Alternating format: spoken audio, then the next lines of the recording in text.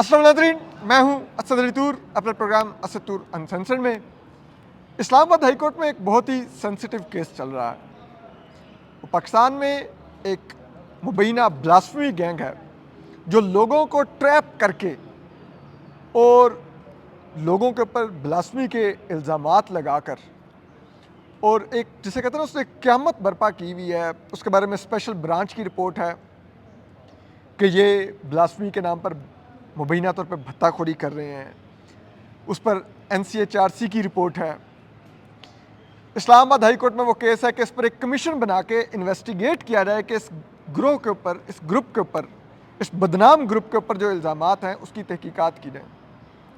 लेकिन हुकूमत अलहदा पीछे छुपी हुई है, वो कमीशन नहीं बना रही। ये ग्रुप अदालत पे प्रेशर डाल रहा है। FIA इसमें कंप्लिसिट की तरह नज़र आ रही है। ये सब का मामला है। इसके ऊपर हादी अली चट्ठा, ईमान मज़ारी, उस्मान वड़ाइच और तंबोली साहब, ये 4 वकला बड़ी दिलेरी से इस केस को फ़ाइट कर रहे हैं।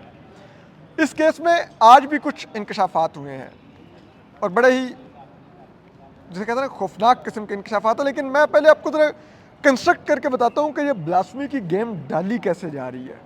इस ब्लास्फेमी के कानून को इस्तेमाल करके लोग क्या कुछ बन गए हैं, ज़रा वो भी आपको बताएंगे। हादी, बहुत बहुत शुक्रिया आपके वक्त का। मुझे ज़रा एक चीज़ बताइए, मुल्क भर में ये कब से ब्लास्फेमी के FIRs दर्ज होनी शुरू हुई हैं, ये जो इस गैंग ने शुरू की हैं? जी देखें, इस गैंग ने तकरीबन 2020-2021 से ये FIR शुरू हुई और आज तक वो नंबर जो है पहुंच गया है 334 FIRs पे। कितने एक्यूज्ड हैं? एक्यूज तकरीबन 767 विक्टिम्स हैं। 334 FIRs में 767 मुल्ज़मान ट्रैप नामजद किया हुए गया, हैं जी। जो ट्रैप हुए हैं। जी और इन FIRs के मुद्दई कितने हैं? 334 होंगे मुद्दई? नहीं जी, इसके मुद्दई जी 24 से 25-26 अफराद हैं, एक गैंग के अफराद हैं। 26 लोग, और ये FIRs पूरे मुल्क में से ये मुल्ज़मान हैं? पूरे मुल्क में भी हैं। कराची CCRC में, लाहौर CCRC में, मुल्तान में, पेशावर में, इस्लामाबाद में, पिंडी में। लेकिन इंटरेस्टिंग बात असल इसमें ये नहीं, है ये 26 जी, कंप्लेनेंट्स को ही पूरे मुल्क में हम्म, मुल्ज़मान मिल रहे हैं बिल्कुल ब्लास्फेमी के, जी। सिर्फ 26 लोगों को। जी पूरे इस 25 करोड़ आबादी में और किसी को खबर नहीं है। यही 26 लोग जगह जगह पर FIRs देते फिर रहे हैं। जी बिल्कुल, ठीक है। बिल्कुल यही देते फिर रहे हैं जी। और ये राव अब्दुल रहीम है जी इस गैंग का सरबराह। बिल्कुल ऐसे जी। और ये राव अब्दुल रहीम तो वही नहीं है जो इधर इस्लामाबाद में एक क्रिश्चियन बच्ची रिमशा मसीह पर जी। एक मौलवी ने झूठी ब्लास्फेमी की FIR कटवाई जी। थी, जो बाद में झूठी साबित हुई। जी ये उसका वकील था। बिल्कुल था। ये उस वक्त आर्ग्यू कर रहे थे और मीडिया इंटरव्यूज़ में भी कह रहे थे कि ये 12-13 साल की क्रिश्चियन बच्ची को डेथ पेनल्टी दे देनी चाहिए, एग्जीक्यूट करना चाहिए। बिल्कुल और वो फिर झूठी साबित हुई बिल्कुल जी। और उसके बाद का ये इस धंधे में है। जी ऐसे ही है। ठीक है। अच्छा, मुझे ये बताइए हदी, ज़रा मेरी अंडरस्टैंडिंग के लिए, मैं अभी गुज़िश्ता समात सुन रहा था, तो आप पैटर्न चेक कीजिए ज़रा इससे। ये राव अब्दुल रहीम के पास एक स्पेनिश नंबर है जी जिससे लोगों को ट्रैप किया जाता है लड़की बन के। जी बिल्कुल जी ऐसे ही है। वो एक स्पेनिश नंबर है जो मुतअद्दिद FIRs में नज़र आता है, चलान्स में या क्रॉस एग्जामिनेशन में नज़र आता है ट्रायल में, कि एक ईमान नाम की लड़की उस नंबर को यूज़ करते हुए उससे बात करती है, लड़कों से उन्हें हनी ट्रैप करती है। फिर उन्हें 2-3 किस्म के लालच होते हैं। कभी वो फ्रेंडशिप का या डेट पे जाने का लालच देती है, या वो कभी कभार उन्हें नौकरी का झांसा देती है कि मैं आपकी नौकरी लगवा दूंगी, आपको स्पेन भिजवा दूंगी, आपको इन्वेस्टमेंट करूंगी, मैं आपको गाड़ी ख़रीद दूंगी जिस पे आप करीम या ऊबर चला सकेंगे, रोज़गार करेंगे।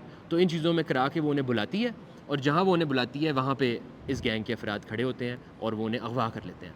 अगवा करने के बाद वो शख्स जो है, वो विक्टिम जो है, वो एक्यूज़ जो है, वो 2-3 दिन, कभी कभार 1 दिन, कभी 2 दिन, कभी 3 दिन इनकी हब्से बेजा में, इनकी कस्टडी में रहता है। टॉर्चर भी होता है और उस वक्त इनका फ़ोन भी जो है वो उनके कब्ज़े में होता है और उस वक्त उस फ़ोन में ये चीज़ें प्लांट की जाती हैं। बड़ा आसान है कि असद, मैं आपको अगवा करूँ, आपके फ़ोन से आपका फेसबुक लॉग आउट कर दूँ और एक रैंडम फेसबुक अकाउंट लॉगिन कर दूं जो चाहे 3 साल से कर रहा हो ब्लास्फेमी या ब्लास्फेमस कंटेंट भेज रहा हो।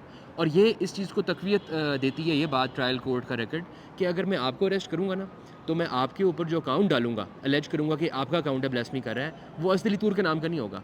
आपको मैं डालूंगा शमीम बेगम। अच्छा, एक जाली ID मेरे से मंसूब कर दी आपसे जाएगी मंसूब कर दी कि जाएगी। मैं जाली ID से ब्लास्फेमी कर रहा था। क्योंकि ये स्ट्रिक्ट लाइबिलिटी ऑफेंस है। ये ऐसे ही है कि पहले आपको पता है इस मुल्क में चेकर्ड हिस्ट्री है CNSA की 9C के पर्चों की। आपने किसी को गिरफ्तार करना है तो उस पर मंशियात प्लांट कर दें, स्ट्रिक्ट लाइबिलिटी ऑफेंस है, बरामद हुई आपसे, आपको सज़ाए मौत हो जाएगी। उसी तरह अब ये जो है एक नया तरीकाकार है कि आपको मैंने अगवा कर लिया, आप पे मैंने आपके फ़ोन में एक सॉफ्ट कॉपी है ना, एक क्लाउड में चीज़ है, वो प्लांट कर दी और फिर आप सारी ज़िंदगी साबित करते रहेंगे। साबित तो आप बाद में करेंगे, उससे पहले ही मैं आपको सोशल मीडिया पे LCPP के पेज से ब्लास्फेमी बिजनेस गैंग के कारकुन जो हैं वो लिख के लगाएंगे कि गुस्ताख रसूल गिरफ्तार हो गया, ये वो लिख के लगाएंगे, तो उसके बाद आपका राइट टू फेयर ट्रायल तो ख़त्म हो गया। कोई अदालत आपको रिलीफ नहीं देगी, वकला आपका केस नहीं लेंगे। मेरे पास इस वक्त 58-62 विक्टिम्स हैं, क्लाइंट्स जिन्हें मैं और ईमान रिप्रेजेंट कर रहे हैं। They don't have the money to pay for counsels. Like अंदाज़ा कीजिए, एक मुल्क 24 करोड़ से ज़्यादा आबादी का मुल्क जहाँ पे 97% से ज़्यादा मुसलमानों की आबादी है। ये बाय द वे ये सारे भी मुसलमान हैं जी, 99% मुसलमान हैं। 99% जो इसमें एक्यूज है मुसलमान हैं। जी और कौन इस मुल्क में नाउज़ बिल्ला हम में से ब्लास्फेमी का सोच सकता है? वहाँ पर इन्होंने 700 से ज़्यादा 767 लोगों को ब्लास्फेमस बना के इन्होंने जेलों में डलवा दिया है, और वो भी इस तरह से। अच्छा, मुझे हादी एक चीज़ बताइए, लास्ट हेयरिंग पे मैं सुन रहा था राव अब्दुल रहीम को उस पर जो वीडियो लिंक पर जैसे सरदार इजाज़ इसहाक खान की कोर्ट से, तो उससे जब बुला के पूछा गया राव अब्दुल रहीम से कि ये आपको स्पेनिश नंबर की ज़रूरत क्यों थी, जी तो उसने कहा वो मेरा कज़न मेरे लिए लेके आया था। भाई ऐसा तुमने क्या ज़रूरत थी? जी इट मीन्स तुम्हारे जहन में कोई आइडिया था कि तुमने कुछ करना है। और फिर जो इसने एक बात की which was shocking for me, इसने कहा जी मेरे पास ये देखे मेरा पाकिस्तानी नंबर है, मैं आपको दिखाता हूँ, ये अभी भी ऐसे मैसेजेस से भरा हुआ लोग ब्लास्फेमी भेज रहे हैं। लाइक दिस इज़ समथिंग मुझे नहीं डाइजेस्ट हुई जी कि हम सब मुसलमान हैं यार।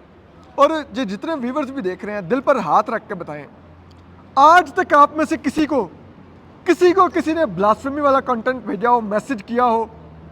ये सारे राव अब्दुल रहीम को ही भेजे जा रहे हैं, और तू क्या है कि तुझे सारे भेजेंगे? तेरी औकात क्या है कि तेरे पे इतनी दुनिया तुझे ब्लास्फेमी के मैसेजेस भेजी जा रही है, और जानते बूझते हुए कि तू ये धंधा कर रहा है, तुझे भेज रहे हैं लोग? लाइक ये कैसे, ये आप डाइजेस्ट कर सकते हैं? इससे ज़्यादा इंटरेस्टिंग है उनका जवाब, और उनके जवाब में ये था कि उन्होंने ऑनरेबल कोर्ट को बताया कि मैंने तो 2022 में ये फ़ोन नंबर और ये फ़ोन सरेंडर कर दिया FIA को, CRMO बन चुका है। अब 2022 के बाद जो मुतअद्दिद FIRs हुई इस नंबर को इस्तेमाल करते हुए, जो एलेज करती हैं कि इस नंबर ने चलान के अंदर या क्रॉस में एलेज करती हैं कि इस नंबर ने हनी ट्रैप किया विक्टिम को, वो कैसे हो गई? और यही राइटफुली ऑनरेबल कोर्ट ने सवाल किया कि इसका मतलब है कि FIA उस नंबर को इस्तेमाल करी थी, क्योंकि अगर सीज़ हो गया तो या तो FIA इस्तेमाल करी थी या उसका last possessor, owner, user Rao Abdul Rahim इस्तेमाल कर रहा था। हाँ, या फिर ये था कि FIA इनडायरेक्टली फैसिलिटेट कर रही थी या उनको उस नंबर को मजीद इस्तेमाल करने के लिए। जी, या ठीक है कि अपने कब्जे में भी बनाए रखा हुआ था, लेकिन राव भी यूज़ कर रहा था, या कागज़ों में उसको सीज़ किया होगा और वापस कर दिया होगा। वही मैं कह रहा हूँ, फैसिलिटेट कर रहे थे आप फिर इनडायरेक्टली। और फिर एक इसमें ये भी मुझे याद जहाँ तक पड़ता है, आपने इस्टेब्लिश किया था कि एक ही आईडी से दो मुख्तलिफ मदई दावा कर रहे हैं कि ये मेरी आईडी है और ये मेरी आईडी से मैंने। ये ओवरलैपिंग का जो ग्राउंड है, ये अभी आज से 2-3 हफ्ते पहले इस्टेब्लिश हुआ ऑनरेबल इस्लामाबाद हाई कोर्ट के एक अदालत में, जहाँ पे मैंने एक मुलजिम की, एक्यूज्ड की, विक्टिम की बेल फाइल की और बताया ऑनरेबल कोर्ट को कि जो मुद्दई इस केस में इस्लामाबाद में एलेज करता है कि मेरे इस अकाउंट पे मुलजिम ने मुझे ब्लास्फेमस कंटेंट भेजा, यहाँ पे वो ट्रायल चल रहा है, बट पिंडी में एक डिफरेंट आदमी, इसी गैंग का मेंबर, उसी अकाउंट को ओन करता है और कहता है कि ये मेरा अकाउंट है, मुझे इससे ब्लास्फेमस कंटेंट आया। वहाँ 5 अलग एक्यूज्ड विक्टिम्स का जो है वो ट्रायल हुआ और उन्हें सजाए मौत भी हो गई। तो इस बात पे इस्लामाबाद हाई कोर्ट ने बेल ग्रांट की उसको कि ये कैसे हो सकता है कि अगर मैं एक मुद्दई हूँ और मैं कह दूँ कि मैंने ये सरेंडर किया और उसके बाद मुझे उससे ब्लास्फेमस मटीरियल आया, तो वो सीज़ हो गया। जब एविडेंस सीज़ होता है या प्रिजर्व होता है, इसलिए होता है ताकि कोई इस्तेमाल ना कर सके, वो ना डिस्टॉर्ट ना कर सके एविडेंस को। अगर दूसरा मुद्दई कहे इसी गैंग का कि नहीं वो मैं इस्तेमाल कर रहा था, ह्यूमनली पॉसिबल नहीं है कि वो इस्तेमाल कर रहा हो उसे, वो अकाउंट लॉग इन नहीं कर सकता, वो इस्तेमाल नहीं कर सकता, तो फिर उसको वो आ नहीं सकती। तो प्राइमा फेशी ये वेरिफिकेशन या इंक्वायरी स्टेज पे केस ख़त्म हो जाना चाहिए था, लेकिन FIA ने ये नहीं किया। और FIA की कनाइवेंस का मैं आपको एक और सबूत देता हूँ, और वो ये है कि FIA इस हद तक इसमें इन्वॉल्व है, इस हद तक FIA से मुराद मेरी कुछ काली भेड़ें हैं, FIA में पूरा इदारा नहीं है, बट वो इस हद तक इन्वॉल्व हैं, वो हैं कि मैं और ईमान इन केसेस को कर रहे हैं, हमारे 58 से 60 एक्यूज्ड हैं, विक्टिम्स हैं, हमारे ख़िलाफ़ हसन माविया एक दरख्वास्त फाइल कर चुका है CCRC लाहौर में, हमें उस पर नोटिस पहला आ चुका है, अब दूसरा भी आ चुका है। हमने उन्हें दोनों बार रिप्लाई लिख के कहा है कि हमें हमारे खिलाफ कंप्लेंट तो दें, हमें बताएं सही हमारे पे इल्ज़ाम क्या है। बट वो ये नहीं कहते, वो कहते हैं कि हमें ब्लास्फेमी बिजनेस गैंग ना कहें, वो कहते हैं कि चढ़ा हुआ सूरज है दिन में, इसको दिन ना कहें रात कहें, और रात को रात ना कहें दिन कहें, तो ये तो हम नहीं कर सकते। मतलब FIA एक तो पहले इन मुकदमात में जी इस गैंग के साथ मिलके जी ये पूरी वारदात में एक हिस्सेदार नज़र आ रही है, और अब वही FIA आपके खिलाफ इस्तेमाल हो रही है क्योंकि आप इस गैंग को अनमास्क कर रहे हैं। बिल्कुल ऐसे। ठीक है, ये इस FIA का। मुझे एक चीज़ और भी बताइए कि ये मुकदमात, मैंने ये भी सुना है, आप मुझे प्लीज़ करेक्ट कर दीजिएगा, कि एक ही दिन में जी दरख्वास्त आती है, जी एक ही IO होता है इन्वेस्टिगेशन ऑफिसर, जी वही इन्वेस्टिगेशन ऑफिसर इसी सेम डे में 7 शहरों से जी पाकिस्तान के, जो कि कोई बलूचिस्तान में लसबेला है, तो कोई मुजफ्फरगढ़ साउथ पंजाब में है, तो बिल्कुल कोई ऐसा। आज़ाद कश्मीर में है, तो कोई जी। कराची में है, 7 मुलजमान को सेम डे में वो उन शहरों से जाके गिरफ्तार करके इस्लामाबाद भी लेके आता है। जी सेम डे में उस इंक्वायरी को वो मुकम्मल भी करता है, उसको FIR में भी कन्वर्ट करता है, टेक्निकल रिपोर्ट भी आती है, और उनका दफ़ा 161 का एतराफ़ी बयान भी होता है। जी ये कौन सा मैट्रिक्स फिल्म का हीरो होता है जो 7 शहरों में ठक ठक ठक ठक, जी ये बिल्कुल। कैसे हो रहा है? देखें देखें, हम यही ये कितनी FIR था, आपने कोई डाटा निकाला है? जी, मेरे पास तो जो 58 से 60 FIRs हैं, उनमें से मजॉरिटी मोर देन हाफ के अंदर ये हुआ है कि कि सेम डे में पूरा जी, कंप्लीट हुआ है? देखें आज आज इंक्वायरी, बिल्कुल। टेक्निकल रिपोर्ट, देखें आज गिरफ्तारी, एतराफ़, FIR, कंप्लेंट। आज 2 जून है अगर, तो आज सुबह 8 बजे 9 बजे मैं दरख्वास्त देता हूँ कि ब्लास्फेमस कंटेंट मैंने देखा है या मुझे रिसीव हुआ है, वो दरख्वास्त मिलेगी। FIA का SRO नंबर 5 जो उनकी वेबसाइट पे लगा हुआ है, वो कहता है कि जब कंप्लेंट आएगी एक वेरिफिकेशन ऑफिसर अपॉइंट होगा, वो वेरिफिकेशन ऑफिसर वेरीफाई करेगा कंप्लेंट के कंटेंट्स को और कंप्लेनेंट की आइडेंटिफिकेशन को भी, कंप्लेनेंट एक रीजनेबल बंदा है, वो क्या कर रहा है, उसकी क्या हिस्ट्री है, वो वेरिफिकेशन ऑफिसर वो करने के बाद सर्कल इंचार्ज से अप्रूवल लेगा। उस अप्रूवल के बाद एक इंक्वायरी ऑफिसर अपॉइंट होगा, इंक्वायरी ऑफिसर इंक्वायरी करेगा, इंक्वायरी के अंदर वो नोटिस इशू करेगा 160 के अक्यूज़ को कि आके अपनी सफाई दो। उस पहले नोटिस के बाद उसको 5 दिन देगा, फिर दूसरा नोटिस भेजेगा, उसके बाद 3 दिन देगा, 8 दिन तो कानून में इन्होंने खुद अपने लिखा हुआ है। उसके बाद जब वो कंकरेंट हो जाएगा तो वो CFR बनाएगा, कॉन्फिडेंशियल फाइनल रिपोर्ट बनाएगा, वो रिपोर्ट वो लॉ ऑफिसर को देगा, लॉ ऑफिसर और सर्कल इंचार्ज या डेप्यूटी डायरेक्टर उससे कंकरेंट फाइंडिंग्स देंगे, तो फिर FIR की अप्रूवल मिलेगी तो FIR दर्ज होगी। अब ये मतलब सारी कम से कार्रवाई कम जो 8 से 10 दिन का प्रोसेस है, नहीं, ये प्रोसेस नॉर्मली जो हम केसेस इंक्वायरी करते से हैं, लेके FIR तक जो का। हम ये प्रोसेस नॉर्मली हम भी कुछ केसेस में प्रोसिक्यूशन की तरफ से या मुद्दई की तरफ से कंप्लेंट की तरफ से होते हैं, वहाँ पे जब ये प्रोसेस होता है तो ये प्रोसेस चंद माह लेता है, बट यहाँ पे ये 24 घंटे के अंदर प्रोसेस कागजों में किया गया, क्योंकि ये प्रोसेस हुआ ही नहीं है, ये प्रोसेस किया ही नहीं गया। हुआ ये है कि इस गैंग के अफराद ने हनी ट्रैप करके लड़कियों के जरिए इन विक्टिम्स जाली लड़कियों के जरिए, जो कि राउफ द रहीम बुनियादी तौर पे है, क्योंकि उसका नंबर है ना। बज़ाहिर ऐसा लग रहा है कि हाफिज़ लियाकत कम्बो सायरा क्वीन बने हुए हैं, राव अब्दुल रहीम जो है वो ईमान बने हुए हैं अपने स्पेनिश नंबर से, इस तरह के मुख्तलिफ, मखतूमा एक लड़की का नाम है, वो कुछ हालांकि बुनियादी तौर पे तो इनके खिलाफ FIR होनी चाहिए कि तुम जाली आइडिया बना रहे हो, जी। तुम लड़कियां बने हुए हो जबकि तुम मर्द हो, बिल्कुल। देखिए ठीक है, और तुम हनी ट्रैप कर रहे हो, इनको जेलों में होना चाहिए, और आपने इनके ईमा पर लोगों को उठाना शुरू किया हुआ है। जाली लड़कियों के नाम पर आप लोगों को गिरफ्तारियां कर रहे हैं, और इतने संगीन चार्जेस पर। जी, एक आसिम मुगल हैं, वो जो है वो मीशा खान बने हुए हैं, तो इस तरह की चीज़ों करने के बाद ये उन्हें हनी ट्रैप करके बुलाते हैं, उन्हें अगवा करते हैं, अपने पास रखते हैं, कुछ दिनों के टॉर्चर के बाद, फ़ोन के एविडेंस के टैम्परिंग के बाद, प्लांटिंग के बाद, ये जाके FI के हवाले करते थे बंदा, ये ले हमारा मुलजिम, ये हमारी दरख्वास्त आई हुई थी, मुलजिम भी आ गया, ये ले। और FIO से तो तमाम प्रोसेस जो महीनों का या कम से कम 8-10 दिन का है, वो 24 घंटे में मुकम्मल करके वो कहती है चलें जी आगे। अच्छा, मुझे एक चीज़ बताएं, आपने आज कोई अदालत में आज वीडियो एविडेंस भी प्रेजेंट की है कि जो अभी आप कह रहे हैं कि ये अपने पास सब्ज़े बेजा में रख के पहले सब कुछ पूरी एविडेंस उसके खिलाफ तैयार करते थे, चीज़ें प्लांट करते थे उसके मोबाइल में, फिर होता तो आपने आज कोई एविडेंस, वीडियो एविडेंस प्रेजेंट किया जहाँ पर ये खुद एक्यूज को उठा रहे हैं, अगवा कर रहे हैं? जी, बेतहाशा वीडियोज़ हैं अगवा की, जहाँ पे प्राइवेट लोग प्राइवेट कपड़ों में अगवा करते हैं और वहाँ पे गैंग के कुछ मेंबर्स साथ होते हैं उस टीम के, और वो गैंग के मेंबर्स फ़ोन अपने कब्ज़े में ले लेते हैं। आज जो वीडियो चलाएगी वो शहजाद खान की है, जो मुतअद्दिद FIR का कंप्लेनेंट है, और वो उस वीडियो में नज़र आ रहा है कि मुद्दई को जाके वो पकड़ता है अपने हाथों से, और फ़ोन खींचता है उससे और फ़ोन जेब में डालता है अपनी। अब उस फ़ोन को जब कंप्लेनेंट ने ले लिया उससे, तो उसके बाद उस एविडेंस की क्या सैंक्टिटी रह जाएगी? तो ये अगर वीडियो आज ऑन कंप्लेनेंट रिकॉर्ड के है। पास अगर मोबाइल है अक्यूज का, जी, तो फिर कैसे आप कह सकते हैं कंप्लेनेंट ने बिल्कुल। कोई एविडेंस प्लांट नहीं देखिए किया है? ये ब्लास्फेमी बिल्कुल हो रही है, और ये ग्रुप्स मौजूद हैं, उसके अंदर 250-300 मेंबर्स होते हैं, और वो ब्लास्फेमस कंटेंट एक दूसरे से शेयर कर रहे होते हैं। लेकिन जब आप किसी मुलजिम के ऊपर एक अकाउंट डालते हैं, उसके नाम का नहीं, शमीम बेगम का या किसी और नाम का, तो फिर आपने उसको उससे कनेक्ट करना है। तो लीगली सस्टेनेबल नहीं है कि आप उसे उससे कनेक्ट नहीं कर सकते। कोई फोरेंसिक, कोई टेक्निकल किसी मुलजिम को इररिफ्यूटेबली कनेक्ट नहीं करती उस बात से कि ये अकाउंट कितने सालों से इस्तेमाल कर मुझे रहा एक चीज़ बताइए हादी, ये जो 26 कंप्लेनेंट्स हैं, था। जी, ठीक है, जो राव अब्दुल रहीम का उसमें नंबर भी यूज़ हो रहा जी, है, राव अब्दुल रहीम उर्फ ईमान जी, है, और वो पता नहीं क्या, कोई मीशा बना हुआ है तो कोई जी। क्या बना हुआ है।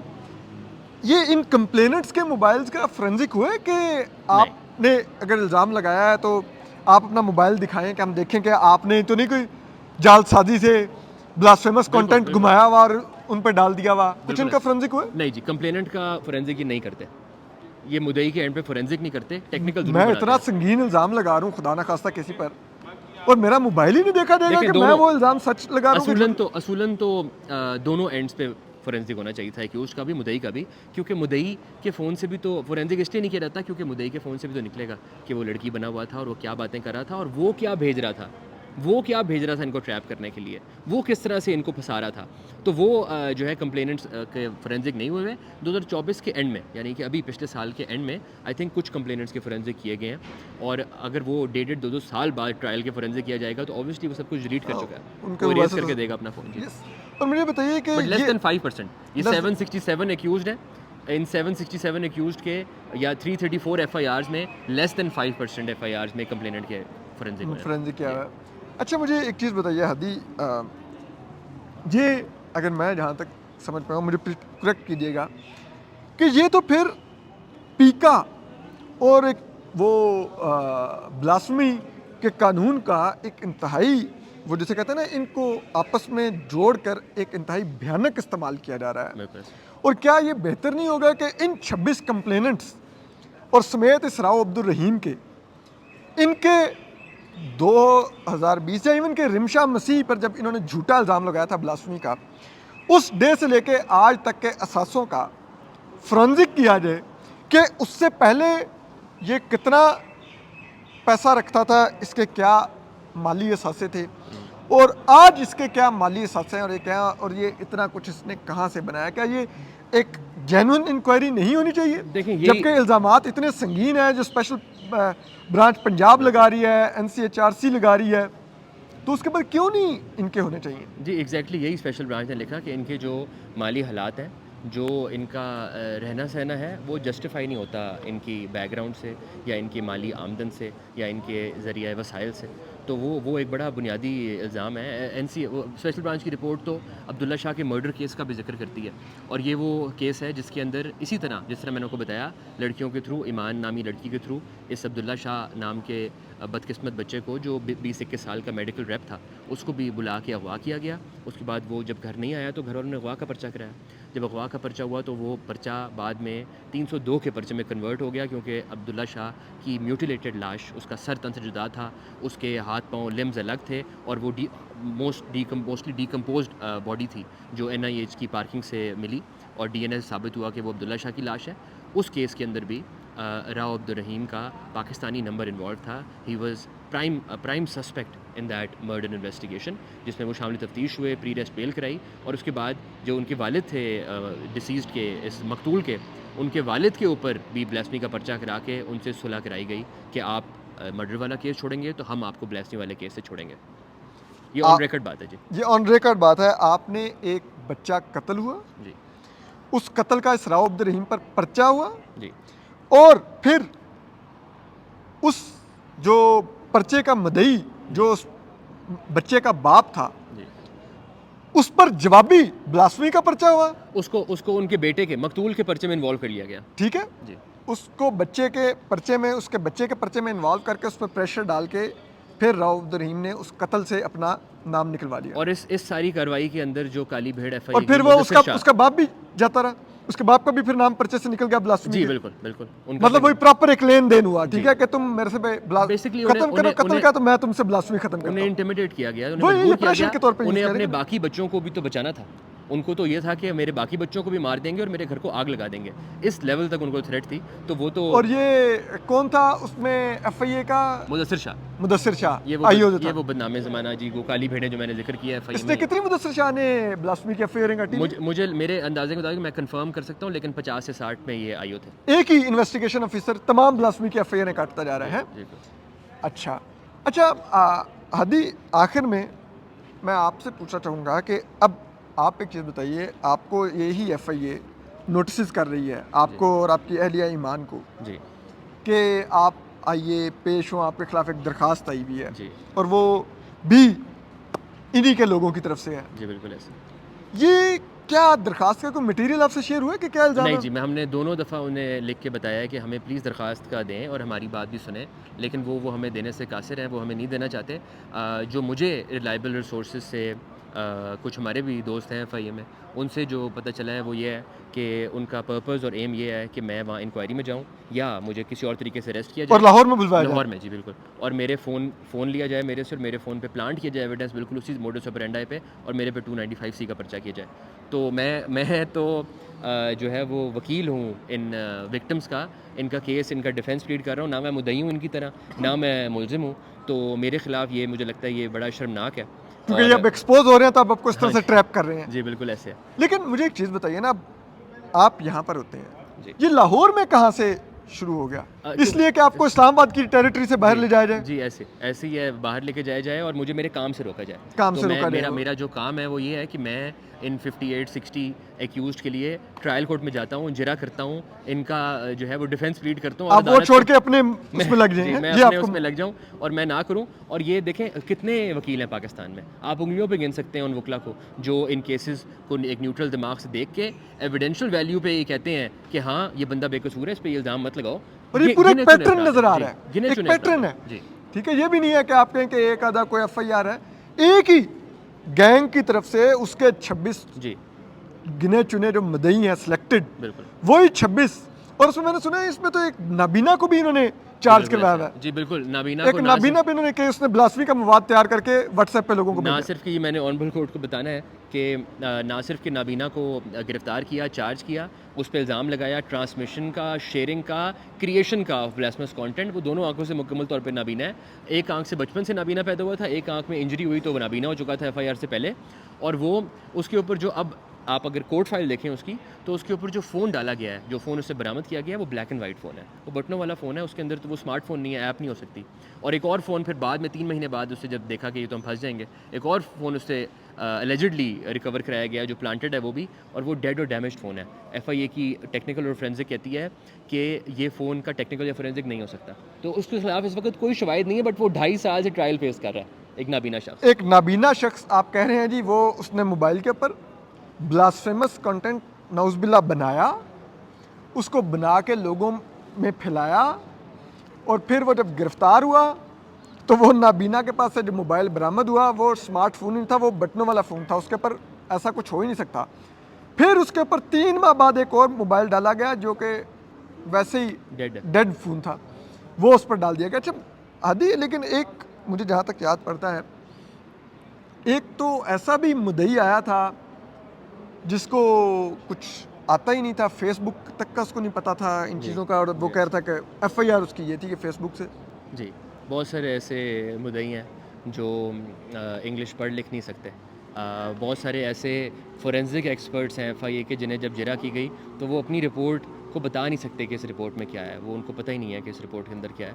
तो इस तरह की बेतहाशा इरेगुलरिटीज़ हैं, बेतहाशा ऐसी चीज़ें हैं जिनकी बेसिस पे नज़र आता है साफ कि ना सिर्फ कि एक ग्रोह ने ट्रैप किया एक ग्रोह ने, ब्लेसिंग बिजनेस गैंग ने हनी ट्रैप करके, किडनैप करके, एविडेंस प्लांट करके, उसके बाद टॉर्चर करके फिर ये केस पुट किया। बल्कि एफआईए की कुछ काली भेड़ों ने भी उनका भरपूर साथ दिया, उनकी जो है ना सिर्फ की रहनुमाई की बल्कि उनकी हेल्प की इसके अंदर। क्योंकि देखें, और फिर अदालतों के अंदर भी उन्होंने ये रोल प्ले किया, क्योंकि झूठा केस सिर्फ बनाना नहीं होता, एविडेंस प्लांट नहीं करना, उसको चलाना भी होता है। और आप देखें कि आज तक किसी केस में, इन केसेस में ना तो गिने चुने 3, 4, 5, 6 केसेस में बेलें हुई 767 लोगों में से, और किसी को आज तक बरी नहीं किया गया। हालांकि ये केसेस अगर कत्ल के होते, दहशतगर्दी के होते, घिनौने से घिनौने जुर्म के होते, तो जो इनकी एविडेंशियल वैल्यू है, जो इनका पोजीशन है ट्रायल कोर्ट में, ये एक्विटल के केसेस थे।